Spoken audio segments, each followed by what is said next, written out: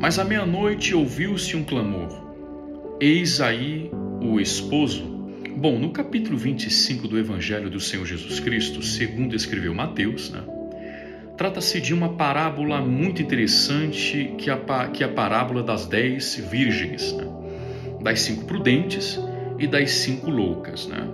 Esta parábola ela foi elaborada por Cristo e trabalhada dentro de um contexto histórico e cultural, tipicamente judaico. E nessa parábola, ele vai tratar desta questão sobre as 10 virgens, que alguns entendem, ou pensam melhor, que é uma referência à igreja. Mas, a bem da verdade, as 10 virgens nada tem a ver com a igreja, ou melhor, as 10 virgens nada tem a ver com a igreja, mas as 10 virgens estão relacionadas à nação de Israel. E é interessante notar que as 10 virgens faziam parte do cortejo nupcial. As 10 virgens, portanto, não significa que elas são a esposa, senão Jesus seria um polígamo, Jesus seria polígamo. Então, na verdade, fazem parte do cortejo nupcial. E é curioso que à meia-noite ouviu-se um clamor, eis aí o esposo. Agora é o tema do nosso assunto, do nosso vídeo, afinal de contas, a igreja é a noiva ou a igreja é a esposa? Porque ouviu-se um clamor, eis aí o esposo. Por quê? Porque a palavra grega que aparece para esposo também serve para noivo. Ora, se ele é o noivo, então a igreja necessariamente é a noiva. Mas se nós traduzirmos a mesma palavra grega para esposo, logo a igreja é a esposa. Visto que há então esta possibilidade de duas interpretações para a mesma palavra grega, nós precisamos então trabalharmos com o contexto cultural. É interessante que na tradução de Israel, a tradição de Israel, o exemplo de Maria, a Bíblia diz que Maria estava prometida a José. Isso não significa que ela era uma noiva, mas que ela já era uma mulher casada, mas que José não havia ainda levado a sua esposa para casa, porque de acordo com os costumes judaicos, havia o casamento.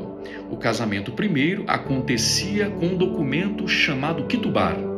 A partir do momento que este documento era assinado, então aquela moça passava a ser propriedade do esposo.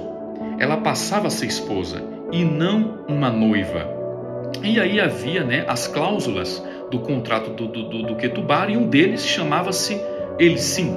E no Elisim, uma das exigências, que é o que diz respeito à moça, é que ela deveria ser fiel a ele, até a sua volta. Ela deveria aguardá-lo com fidelidade até que ele voltasse. E por parte do moço, ele precisava pagar um dote, o har, ele tinha que pagar o preço da noiva para poder se casar. Então, para que ele pudesse se casar, ele tinha que pagar o preço daquela moça para que ela se tornasse a sua esposa. E na cultura de Israel, nós vemos do ponto de vista bíblico, por exemplo, Isaac, para se casar com Rivka, com Rebeca, ele pagou uma grande soma em ouro e prata e joias preciosas, que foram levadas por Eliezer, que era o servo de Abraão. Ele tinha condições financeiras para pagar, porque Abraão era muito rico.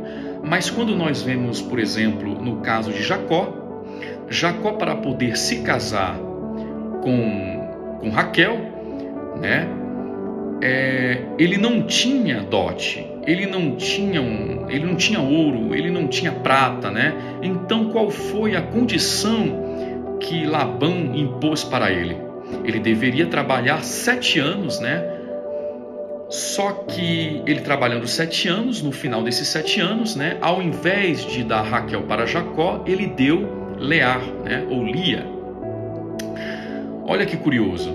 Quando ele descobre, porque parece-me que foi embebedado, né? Quando ele descobre então que não era Raquel, né? Então ele começa a falar com Labão, né? Olha, eu trabalhei por Raquel, você me deu Lia. Então Labão, ele justifica o fato, né, de ter dado Lia no lugar de Raquel, dizendo que não era costume entre eles dar primeiro a moça mais nova, e sim a mais velha. Então qual foi a proposta de Labão? Olha, você cumpre a semana desta, né? Ou seja, de Raquel, e depois nós a daremos, né? Você cumpre a semana de Lia e depois nós lhe daremos Raquel. O que é cumprir uma semana? É que uma festa de casamento durava 7 dias. Durava 7 dias. Então ele teria que cumprir esses 7 dias, né? Terminado os 7 dias de festividade, e depois, no final da festa, Raquel seria dada, né? E foi justamente isso que aconteceu. Então preste bem atenção que Jacó, para poder se casar com Raquel, ele trabalhou primeiro 7 anos e depois ele recebe Raquel, né, após os 7 dias de festa. Primeiro trabalha 7 anos, depois do casamento dura 7 dias a festa. Terminado a festa, então Raquel e Leia é dada, né? Só que ele teve que trabalhar mais 7 anos, ou seja, ele pagou o dote, muhar, né, como trabalho. Se nós observarmos o Siquém para se casar com Dina, apesar de não ter se casado, né, a exigência foi que ele se circuncidasse, e ele acabou então se circuncidando a si mesmo e todos os homens. Agora, observando, por exemplo, no caso de Davi também não tinha dote. Davi também não tinha mohar, porque era de uma família pobre de Judá, da família de Jessé. E o que é que ele teve que fazer? A proposta era que ele deveria ter que tirar a humilhação e a vergonha, né, de Israel, matando os filisteus, e depois ele teve que tirar, sem propus, a proposta foi, ele acabou matando 200 filisteus, tirando os prepúcios dos filisteus e entregando para Saul em troca de Mical, né? Então veja que cada um deles pagou, né? Outro pagou por trabalho, o outro pagou para o lado de bravura, mas nós temos o preço da noiva, né? Da esposa em Cristo, né? Ele não pagou com ouro, ele não pagou com prata, e também não pagou com trabalho, né? Não matou ninguém. O preço da esposa foi a sua própria vida. Então, o preço que ele pagou foi com a sua própria vida derramar o seu sangue na cruz do Calvário.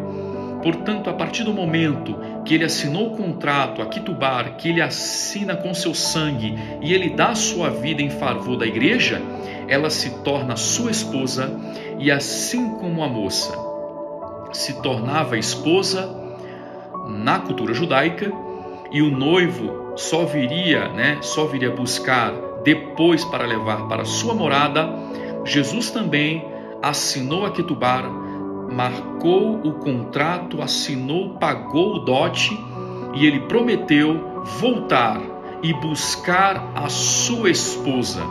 E ele é fiel. Ele não é homem para que imite, nem filho para que se arrependa. Portanto, uma vez que Jesus assinou o contrato, pagou o dote, a igreja passou a ser a sua esposa. E a esposa agora está simplesmente cumprindo, né, um dos contratos do casamento, que é a fidelidade, manter-se virgem para um só esposo, aguardando a santificação e honra e a volta do esposo chamado Jesus Cristo, né? Ela aguarda e ele voltará para levá-la à sua igreja, a sua esposa. Ele prometeu que voltaria e ele voltará. E a garantia que ele já selou, né? Selou a sua esposa com o Espírito Santo, como garantia de propriedade, como garantia de que ele voltará, e nós o aguardamos. Aguardamos arrelantemente o esposo da igreja, que é o Senhor Jesus Cristo. Portanto, o que a igreja é de Cristo? Noiva ou esposa? A igreja é a esposa do Senhor Jesus Cristo e ela aguarda anelantemente o seu retorno para arrebatar a sua igreja, para levá-la para a sua morada, assim como ele prometeu em João 14, 1-3.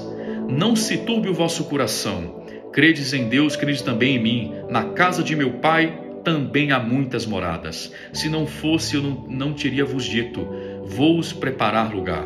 E quando eu for e vos preparar lugar, voltarei para mim mesmo, para que onde eu estiver, vocês também estejam. Então o esposo está para buscar a sua esposa, e a esposa aguarda fielmente a vinda do seu esposo para arrebatar, para tirar deste mundo e levá-la para a sua casa, para os seus aposentos. Esta é a esperança da igreja.